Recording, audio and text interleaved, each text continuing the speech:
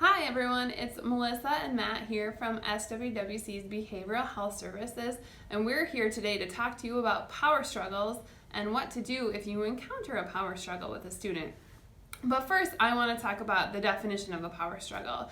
So a power struggle is most often a verbal exchange, although it doesn't always have to be verbal, in which each participant is committed to winning, and it almost seems like an argument. This could be where a student or a teacher gives a directive to a student and they're arguing about having to comply with it, or it could be how to complete the task or what the schedule is going to look like today for that student. A lot of our students also rebuttal if they finish their homework or not, and we as staff might be able to see that they did or didn't, but they're arguing back and forth, and we get into that power struggle of no you didn't, and they say yes you did. So now that we've talked about what a power struggle is, Matt's going to talk a little bit more about the tips and tricks of how to handle a power struggle.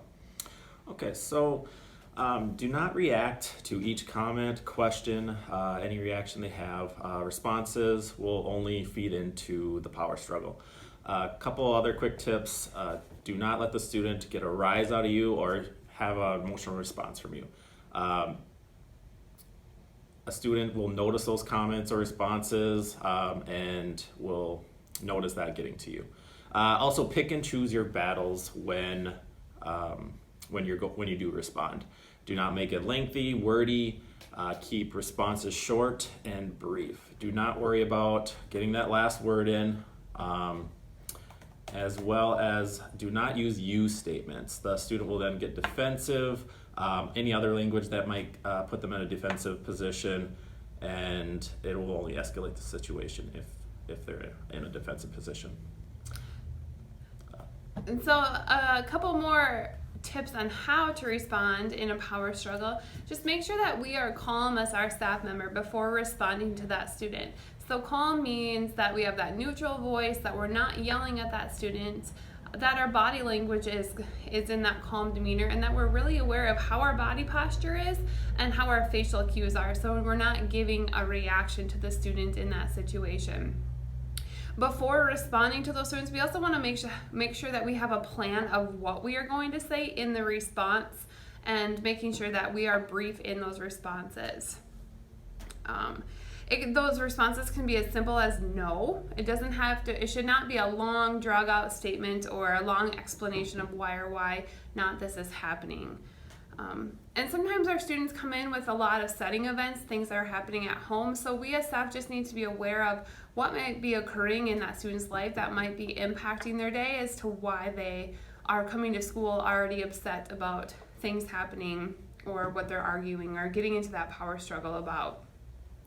And the last thing we'll talk about is an important thing to do is try to divert the power struggle, if at all possible. So some ways that we can divert those power struggles or that verbal exchange or that exchange that is happening is to divert the student's attention. So if we can find ways to get that student interested in other topics, whether it's us telling a funny joke or redirecting to something that maybe happened in the classroom or that's going on around right now that might get that student's attention off that topic for that moment, that's a really good way to divert that attention away from that power struggle that's occurring in that topic. It could also be random facts. So you never know when a random fact from shows you might watch that could be useful when encountering a power struggle. Also, just allowing that student a cooling period. They might need to just have a space and time away from you if they're really upset and they're trying to engage with you. Allow them time to just take a breath and chill out before giving them a response. Sometimes is effective for those students. Now, if that student is asking questions, we might then ask open-ended questions of why something might be happening and getting more information from the student to see why they might be trying to engage in that power struggle. And then lastly, we want to provide that student choices. So we can provide choices to decrease that power struggle and maybe divert that attention, and to provide the choices of what we want the student to do in that. So the next time that you are in a power struggle, keep your voice and body calm and neutral. Keep the interactions brief, and whenever possible to divert that student's attention to something else. So if you need more assistance with any power struggles or any other behavioral strategies and techniques, reach out to your SWWC Behavior Services staff.